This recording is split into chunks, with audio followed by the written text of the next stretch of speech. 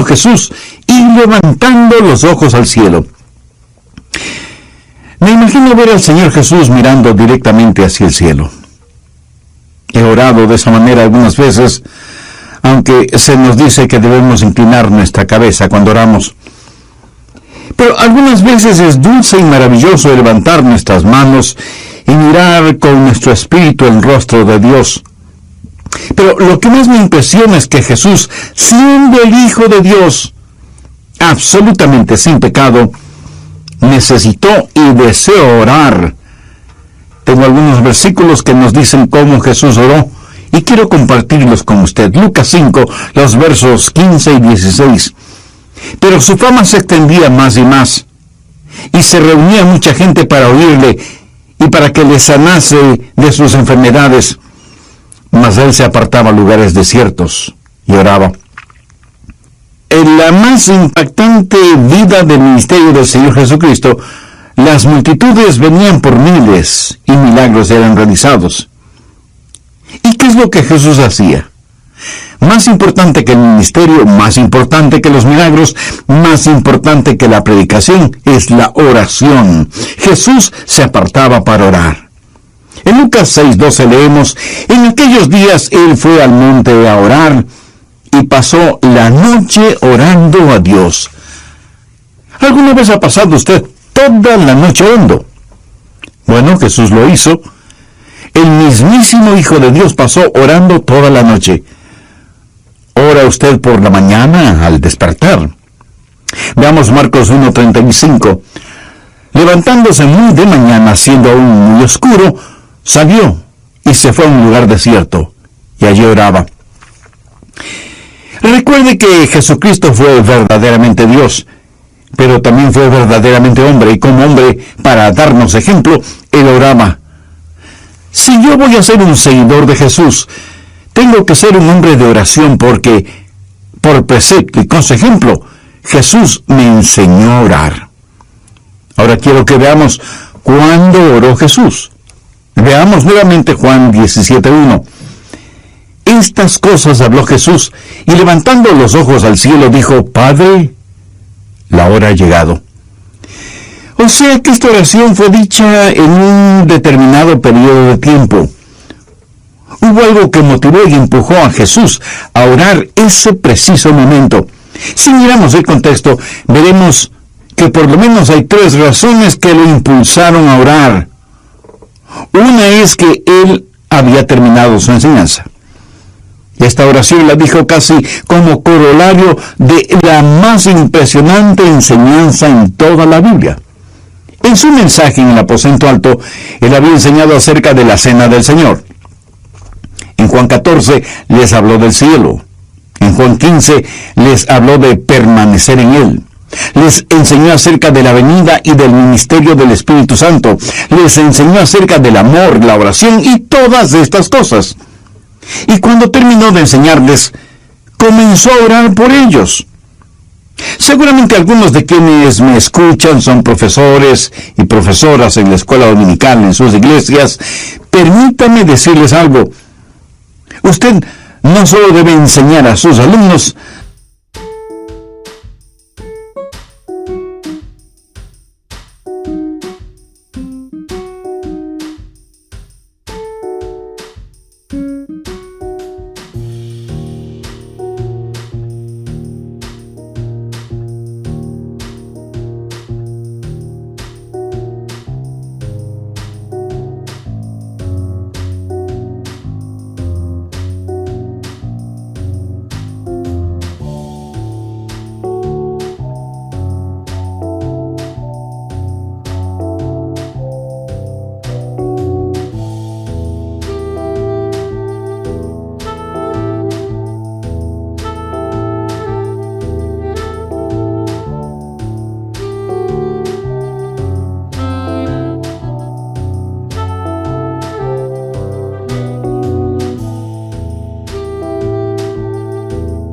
sino que también debe sellar su enseñanza con oración. La oración y la enseñanza van de la mano. La oración y la predicación van de la mano. En Hechos 6:4 leemos que los apóstoles dijeron: y nosotros persistiremos en la oración y en el ministerio de la palabra. En la medida en que sembraron la semilla de la palabra, debemos orar a Dios para que las personas abran sus corazones y entiendan su palabra. Creo que esa es la razón por la cual Jesús oró por ellos después de haberles enseñado. Pero no solo fue la culminación de sus enseñanzas, el Señor Jesús iba a ser separado de ellos. En Juan 16:32, Jesús les dijo a sus discípulos: He aquí la hora viene, y ha venido ya, en que seréis esparcidos cada uno por su lado, y me dejaréis solo. Mas no estoy solo, porque el Padre está conmigo. Jesús sabía que ellos iban a ser esparcidos, y que él mismo sería separado de ellos. Así que ora por ellos. Al meditar en esto pensé, ¡qué maravilloso! Lo extraordinario acerca de la oración es que supera dos cosas que a nosotros nos parecen barreras. La una es tiempo y la otra es espacio. Los discípulos le iban a dejar, pero tiempo y espacio no son barreras para la oración. Por ejemplo, en esta oración Jesús ora por sus discípulos y en Juan 17:20 dice: Mas no ruego solamente por estos, sino también por los que han de creer en mí por la palabra de ellos. Él oró por mí. Jesús dijo esa oración hace más de 2000 años y sin embargo ha tenido un tremendo efecto en mi vida. ¿No es eso extraordinario? Y eso es lo maravilloso acerca de la oración. La oración trasciende el tiempo. La oración puede ser como un cohete de detonación retardada. Puede ser disparado a través de los siglos. ¿Ora usted por sus nietos antes de que nazcan? Ahora yo tengo nietos y oro mucho por ellos. Y hasta he comenzado a orar por las personas con quienes algún día se casarán. ¿Sabe usted que en estos días actuales, cuando hay tanto pecado e inmoralidad y consecuentemente muchas enfermedades venéreas, necesitamos orar por quienes llegarán a ser los cónyuges de nuestros hijos y de nuestros nietos? Nunca es demasiado temprano para orar por ellos, por el futuro de cada uno de ellos. Pero la oración no solo trasciende el tiempo, sino también el espacio. Jesús ya no iba a estar con ellos, y ellos serían esparcidos. Sin embargo, Él oró por ellos. ¿Cuándo oró Jesús? Después de haber enseñado a sus discípulos. La oración sirvió para sellar su mensaje en la vida de ellos. Ora por sus discípulos que iban a ser esparcidos. Su oración no solo les seguiría donde quiera que fueran, a través del tiempo y de la distancia. Y Jesús ora cuando está listo para enfrentar la cruz. Padre, la hora ha llegado. ¿De qué hora está hablando? Está hablando de su crucifixión. Se está preparando para el Calvario. ¿Sabe? La oración nos prepara para cualquier cosa. El otro día leí algo que me desafió. De hecho, puso una tremenda convicción en mí. Una corta frase que decía: una persona nunca debe tratar de hacer más de aquello por lo cual puede orar. Jesús dice que su hora ha llegado. Él sabe lo que va a enfrentar. ¿Sabe usted por qué nos preocupamos tanto? Déjeme decirle que la preocupación mira a Dios a través de las circunstancias. Pero la oración mira a las circunstancias a través de Dios. Y ahí está el Señor Jesús, una persona de oración, en un período de oración. Pero bien podría alguien preguntar: ¿cuál es el propósito de la oración? Bueno, enfoquemos un poco más este asunto. ¿Cuál fue el propósito de la oración de Jesús? La hora ha llegado. Glorifica a tu Hijo, para que también tu Hijo te glorifique a ti. ¿Cuál es el propósito de esta oración? Pues que Dios sea glorificado. Mire lo que Jesús dijo en Juan 17:4. Yo te he glorificado en la tierra. ¿Cómo Jesús glorificó a su Padre en la tierra? he acabado la obra que me diste que hiciese. ¿Cómo Jesús había acabado lo que el Padre le dio para que haga? Lo hizo por medio de la oración. Quiero decir, la oración le capacitó para que terminara el trabajo que le había dado su Padre. Y por haber terminado ese trabajo, Jesús glorificó al Padre. Y aunque esta oración de Jesús es personal, no es una oración egoísta.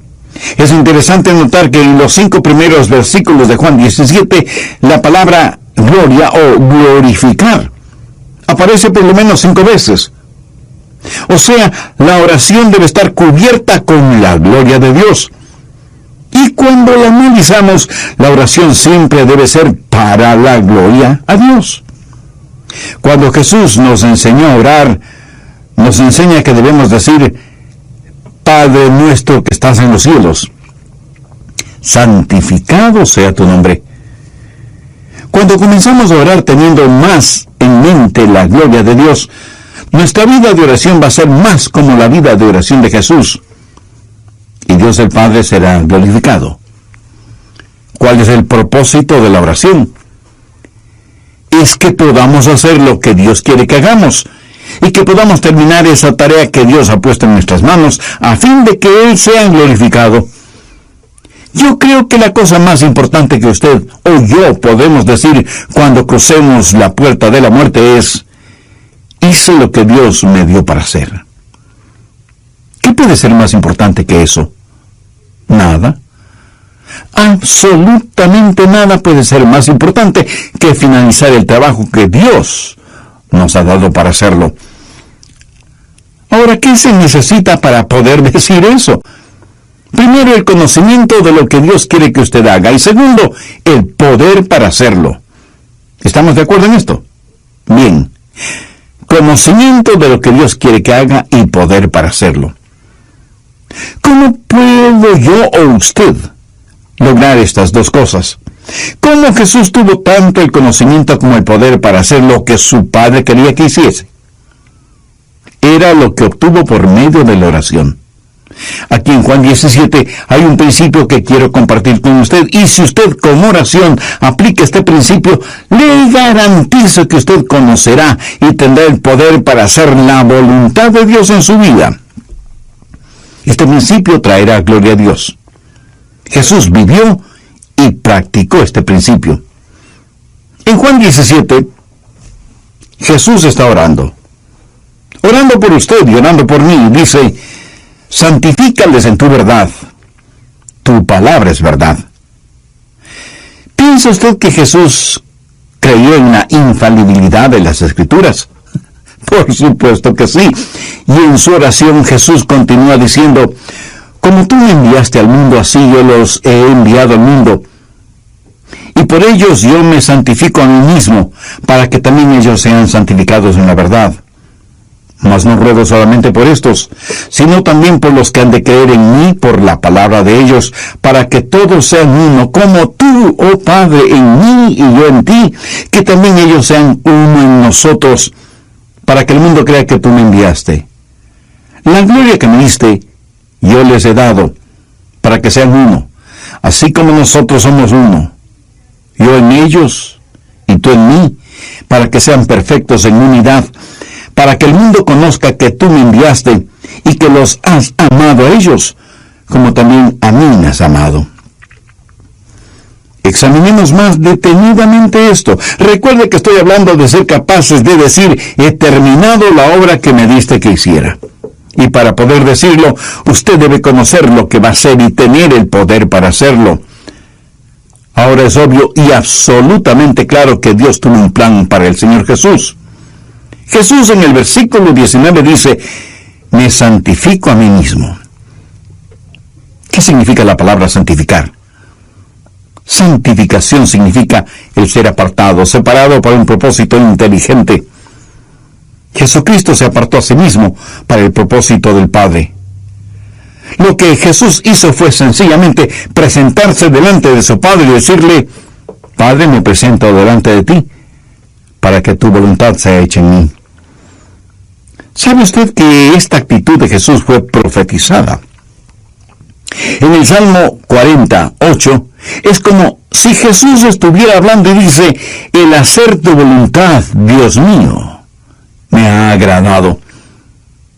Profecía del Antiguo Testamento hecha realidad en Jesús, en el Nuevo Testamento. El Antiguo Testamento fue una especie de bosquejo profético de la voluntad de Dios para la vida del Señor Jesucristo. Fue historia escrita por adelantado, y Jesús ahora dice: he terminado de escribir la historia, he terminado el trabajo que me diste que hiciera, porque vine para hacer tu voluntad. Y para eso vino Jesús, para hacer la voluntad de su Padre. ¿Cómo lo hizo? Haciendo siempre las cosas que complacen al Padre. Amigo, ¿se ha santificado usted mismo? O sea, ¿se ha separado usted mismo para Dios? Pedimos a Dios que nos santifique, pero llega un momento cuando debemos santificarnos nosotros mismos. En otras palabras, debemos escoger. Definitiva y deliberadamente debemos decir: Señor, me presento delante de ti para hacer tu voluntad.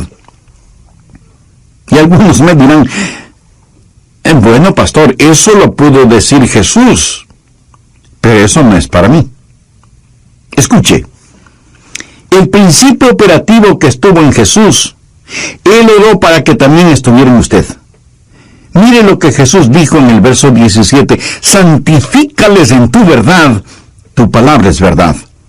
Ahora, ponga atención a lo que dijo en el verso siguiente: como tú me enviaste al mundo, así yo los he enviado al mundo.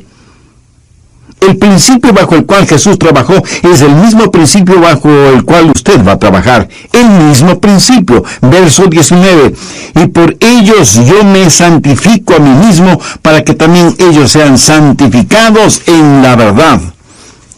Lo que Jesús está diciendo es: así como me aparto yo mismo para cumplir con el inteligente propósito de Dios, ellos también deben hacerlo por medio de la verdad de la palabra de Dios, para cumplir con el inteligente propósito de Dios. ¿Quiere usted cumplir con el inteligente propósito de Dios en su vida? No podrá hacerlo si es que primero no tiene a Dios en su vida. Y la única forma de tenerlo es por medio del Hijo de Dios, el Señor Jesucristo, quien dijo: yo soy el camino, y la verdad, y la vida. Nadie viene al Padre, sino por mí. ¿Sabe que usted, este mismo momento, ahí en donde me está escuchando, puede llegar al Padre por medio del Hijo?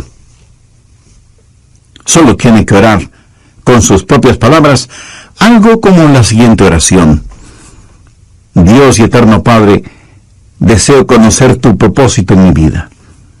Deseo hacer tu voluntad, pero necesito rendirme y santificarme para ti. Señor Jesús, sé que tú eres el Hijo de Dios, y que por el mucho amor con que me amas, diste tu vida en la cruz del Calvario, para perdonar mis pecados, para limpiarme, y para darme la seguridad de la vida. Este mismo momento te reconozco. Mire lo que Jesús dijo en el verso 17: santifícales en tu verdad, tu palabra es verdad. Ahora ponga atención a lo que dijo en el verso siguiente: como tú me enviaste al mundo, así yo los he enviado al mundo. El principio bajo el cual Jesús trabajó es el mismo principio bajo el cual usted va a trabajar. En Juan 17, 19, Jesús dijo: y por ellos yo me santifico a mí mismo, para que también ellos sean santificados en la verdad.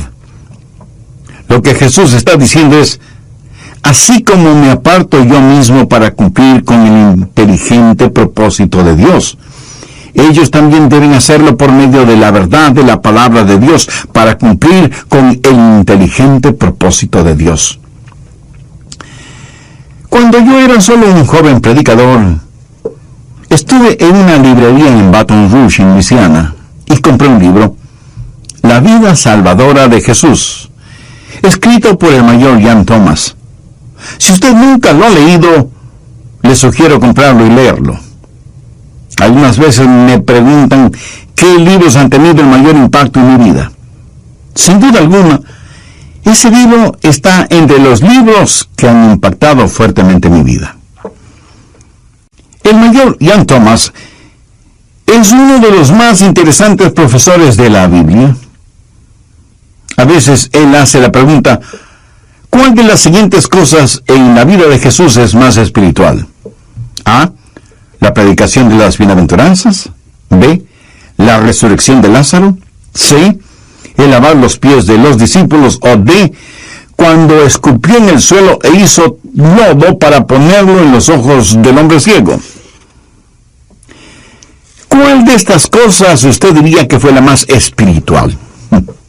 El doctor Ian Thomas dice: ninguna de estas cosas fue más espiritual. Todas fueron espirituales, porque Jesús dijo que siempre hacía las cosas que complacían a su Padre. Para Jesús, lo mismo de espiritual fue el escupir en el suelo que el predicar. Y lo digo con todo respeto. Jesús no dividió su vida en pequeños segmentos donde habían unas cosas más espirituales que otras. Jesús no renunció a predicar, como no renunció a hacer lodo para curar al ciego.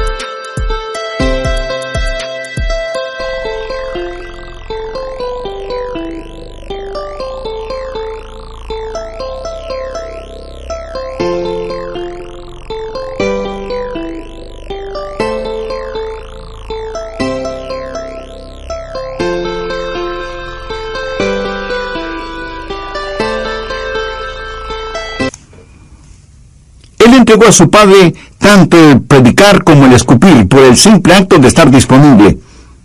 Es como si Jesús dijera: si quieren que predique las bienaventuranzas, predicaré. Si quieren que grite frente a la tumba de Lázaro, gritaré.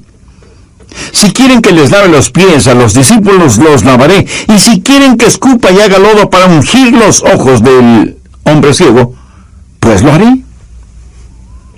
¿Cuál es la voluntad de Dios?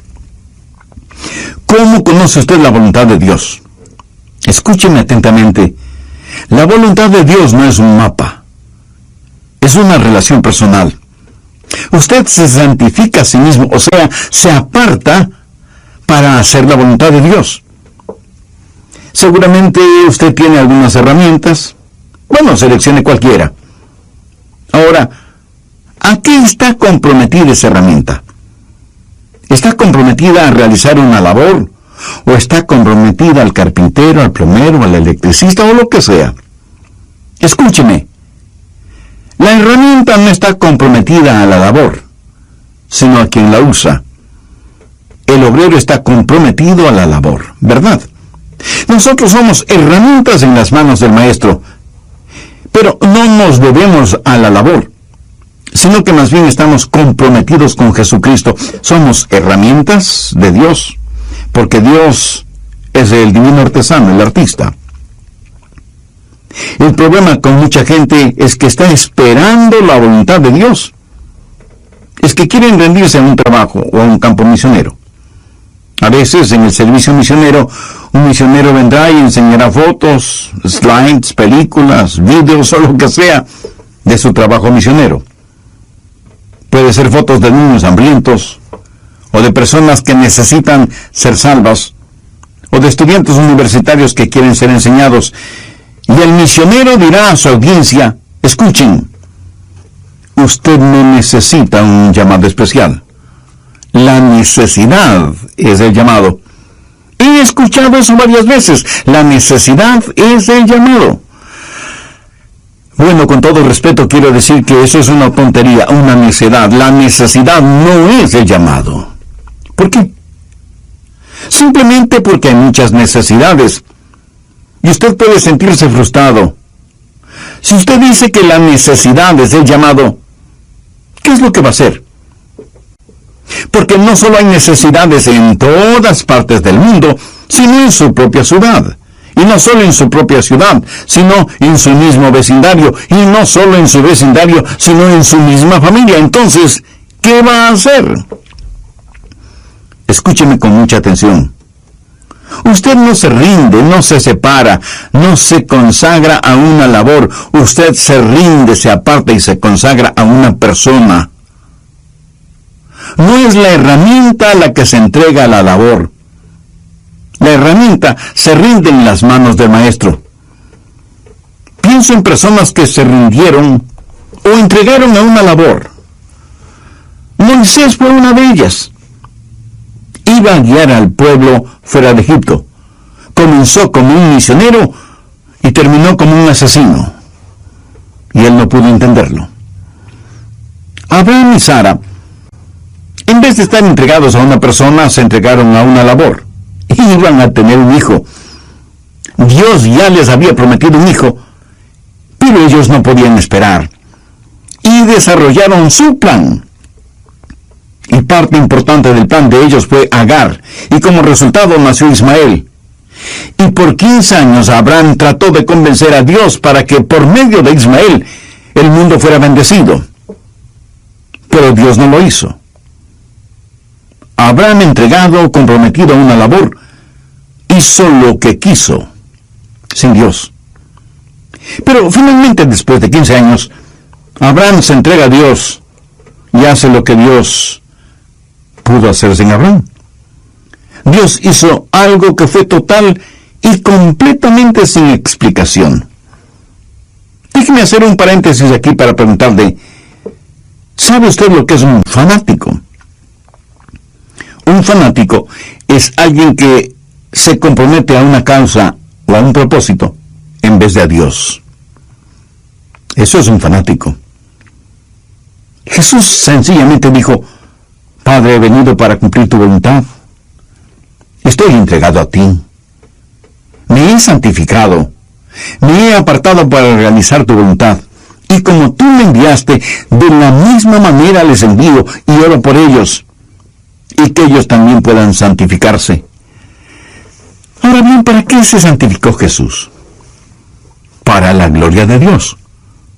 Glorifica a tu Hijo para que también tu Hijo te glorifique a ti.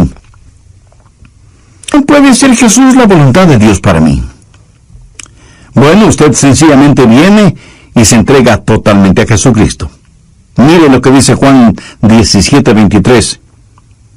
Yo en ellos y tú en mí, para que sean perfectos en unidad, para que el mundo conozca que tú me enviaste y que los has amado a ellos como también a mí me has amado. Jesús dice que el mundo necesita creer. ¿Cómo va el mundo a creer? Padre, como tú estás en mí, porque me he consagrado, me he apartado para hacer tu voluntad, yo estaré en ellos como tú en mí. Ellos se han separado también para hacer tu voluntad, y entonces, Padre, el mundo empezará a creer. Pablo le dijo a la iglesia en Corinto que somos el cuerpo de Cristo, que el Espíritu Santo de Dios habita en la iglesia, y al hacerlo, hace que la vida del Señor Jesucristo sea real en nosotros. Si usted es un creyente, es miembro del cuerpo de Cristo. Yo soy miembro del cuerpo de Cristo. Antes de Belén, no hubo un cuerpo físico. Después de Belén, el cuerpo de Cristo fue uno. Y en Pentecostés, el cuerpo de Cristo estuvo compuesto de 120 personas. 120 pares de ojos, 120 pares de manos, 120 pares de oídos, 120 bocas. Y cuando predicaron, el cuerpo de Cristo fue de 3,120 personas. Cristo es la cabeza del cuerpo, dando direcciones. Y los miembros no están rendidos a la labor. Los miembros están comprometidos con la cabeza. Mis manos son parte de mi cuerpo. Yo no quiero que mis manos estén rendidas a ninguna labor. Créame, tendría temor de que fuera así. Yo quiero que mis manos sean sensibles a las órdenes de la cabeza. Y cuando escribo una carta o cuando hago anotaciones para mis mensajes, yo quiero que mis manos estén rendidas por completo a los impulsos de la cabeza. ¿Cuál es mi voluntad para mis manos? Mi voluntad para mis manos soy yo. ¿Cuál es la voluntad de Dios para usted? Jesús. Por eso dije que la voluntad de Dios para usted o para mí es Jesús. Jesús es la cabeza. Él es la voluntad de Dios para usted. No es un lugar, no es una labor, ni cosa por el estilo, sino Jesucristo mismo. Mi mano no puede hacer para mí lo que a ella le plazca. No es un comité de 5 que se reúne para votar y decidir qué va a hacer por mí. Mi mano está en mi cuerpo para obedecer las órdenes emanadas de la cabeza, y la voluntad para mi mano es mi voluntad, y la voluntad de Jesús para su cuerpo es el mismo. Jesús dijo que había venido para hacer la voluntad del Padre. Y eso, mi estimado amigo, es lo que debe hacer, presentarse usted mismo a Jesús. Usted tiene una sola responsabilidad, y es el presentarse a Jesús para servicio. ¿Se ha presentado usted a Jesucristo como Jesucristo se presentó delante del Padre? Si es que lo ha hecho, esto es lo que va a suceder. Veamos Romanos 12, los versos 1 y 2. Así que, hermanos, os ruego por las misericordias de Dios que presentéis vuestros cuerpos en sacrificio vivo, santo, agradable a Dios, que es vuestro culto racional. No os conforméis a este siglo, sino transformaos por medio de la renovación de vuestro entendimiento, para que comprobéis cuál sea la buena voluntad de Dios, agradable y perfecta. Pudiera ser que usted diga, pero desde el Antiguo Testamento Dios tuvo un plan definido para Jesús. Yo no creo que Dios tenga un plan para mí. Por supuesto que lo tiene. Así como Dios tuvo un plan para Jesús, Dios tiene un plan para usted. Veamos Efesios 2, versos del 8 al 10. Porque por gracia somos salvos por medio de la fe, y esto no de vosotros, pues es don de Dios, no por obras, para que nadie se gloríe, porque somos hechura suya, creados en Cristo Jesús, para buenas obras, las cuales Dios preparó de antes. Entonces, ¿por qué Él no se rindió para ser profeta? Bueno, Él se rindió a Dios, y de esa manera supo que iba a ser profeta. Amigo, lo que estoy tratando de decir es sencillamente que usted debe venir al Señor. La voluntad de Dios para usted es el Señor Jesucristo. Usted tiene una responsabilidad, y es el presentarse delante de Él. Anote Proverbios 3, versos 5 y 6. Fíate de Jehová de todo tu corazón, y no te apoyes en tu propia prudencia. Reconócelo en todos tus caminos, y Él enderezará tus veredas. Escúcheme, usted no encuentra la voluntad de Dios. La voluntad de Dios lo encuentra usted. El Espíritu Santo es para usted lo que el instinto es para las aves. Es el instinto que guía a las aves en sus vuelos migratorios. Es el Espíritu Santo quien le guía a usted día a día cuando se ha rendido al Señor Jesucristo. Permítame preguntarle, ¿ha entregado todo su ser a todo lo que sabe acerca de y todo lo que hay en el Señor Jesucristo? Esa es la voluntad de Dios para usted. Si usted hace eso, o sea, conserva todo lo que usted es a todo lo que Jesús es, no podrá equivocarse en cuanto a la voluntad de Dios para su vida. Si no lo hace, no podrá conocer la voluntad de Dios. Bien, recapitulemos un poco todo este material de Juan 17. La persona de oración es Jesús mismo. El período de la oración es cuando Jesús está próximo a enfrentar la cruz y a ser separado de sus discípulos. El propósito de la oración es que Dios sea glorificado en su Hijo y que nosotros podamos encontrar las mismas verdades en nuestro corazón y en nuestras propias vidas. ¿Quiere usted conocer y hacer la voluntad de Dios? ¿Por qué no conversa con él ahora mismo y le dice: Señor, no quiero rendirme ni consagrarme a una labor o a una causa. Quiero rendirme y consagrarme a ti. Quiero santificarme para ti. Quiero ser apartado para cumplir tus inteligentes propósitos. Señor, me presento a ti como un sacrificio vivo, santo, agradable a ti. Ayúdame para que esto sea una realidad en mi vida. Pudiera ser que entre quienes están escuchando este programa haya alguien que está luchando íntimamente porque no quiere rendirse al Señor. Piensa que si se consagra al Señor ya no podrá gozar de la vida. Otros, en cambio, están pensando en conseguir sus títulos académicos en diferentes profesiones. Otros tienen más interés en ver cómo acrecentar sus fondos de retiro que en conocer la voluntad de Dios. Y, por supuesto, otros están haciendo planes para casarse y no pueden pensar en nada más. Tienen temor de que si dicen: Señor, quiero hacer tu voluntad, a lo mejor no podrán casarse con la persona de sus sueños, o que Dios les empuje a cambiar de profesión, o les mande a donde no quisieran ir.